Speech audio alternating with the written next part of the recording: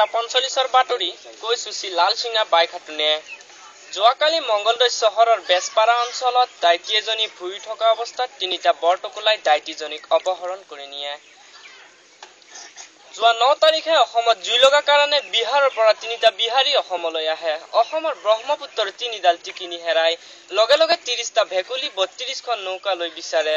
এতিয়া এডাল টিকিনিৰ সন্ধান পোৱা গৈছে আৰু বাকি দুডাল টিকিনিৰ মৃত্যু ঘটা বুলি আঞ্চলিক বাতৰিত আহিছে।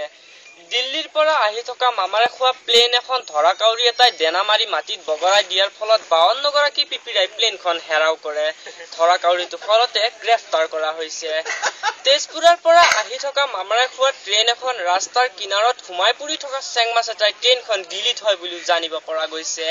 গভৰ্ণমেণ্টে দাবী জনাই কয় যে ট্ৰেইনখন উলিয়াই দিব লাগে, নহলে চেংমাছৰ কুকুৰৰ পোৱালি দৰে ফাঁচি হ'ব বুলি এই কথা খুটিৰাম তালুকদাৰে নাৰিকলৰ গছত উঠি ভাষণ দিয়ে। যোৱা নিশা পাকঘৰৰ পৰা মাছ ভজা লৈ অহা মেকুৰী এটা শান্তিৰক্ষা বাহিনীৰ হাতত ধৰা পৰে।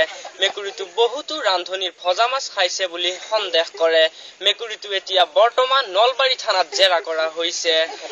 মুন্ধৰা পুখুৰীত শ্ৰী লেদৰাম মেধিয়ে 47 ঘণ্টা 47 মিনিট 47 ছেকেণ্ড পানীৰ তলত ডুবিয়াই বিশ্বৰ ৰেকৰ্ড স্থাপন কৰে। তেওঁৰ মৃতদেহ এতিয়া বৰ্তমান নৱগত শ্মশানত দাপন কৰা হৈছে। শ্ৰী চুহুমুং পাণ্ডে মংগলদৈ চহৰত ইলেক্ট্ৰিক লাইটৰ ব্যৱস্থা নোহোৱাৰ কাৰণে 1050 কেজি জোনাকী পৰুৱা পঠিয়াই দিয়া বুলিও আমাৰ আঞ্চলিক বাতৰিত আহিছে। যোৱাকালি ধাৰাসাৰা বৰষুণত বুন্দিয়া ভুজিয়াৰ সৰাৰ সম্ভাৱনা আছে। পিছৰ দুদিনত আঙুৰ পিনে কেঁচকলো সৰাৰ সম্ভাৱনা আছে। তেজবতী শৰ্মাই তেজৰ বস্তা পাৰি শুই থাকোতে জনজনে বাগৰি পৰাৰ বাতৰি আহিছে।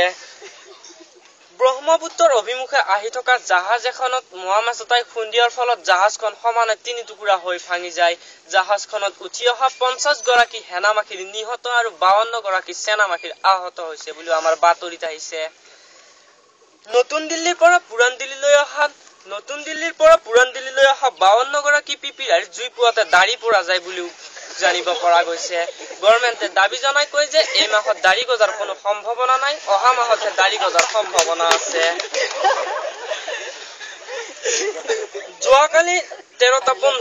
যোৱা নিশা 13:15 বজাত দৰিকণা মাছ এটাই ভূটানৰ গেটত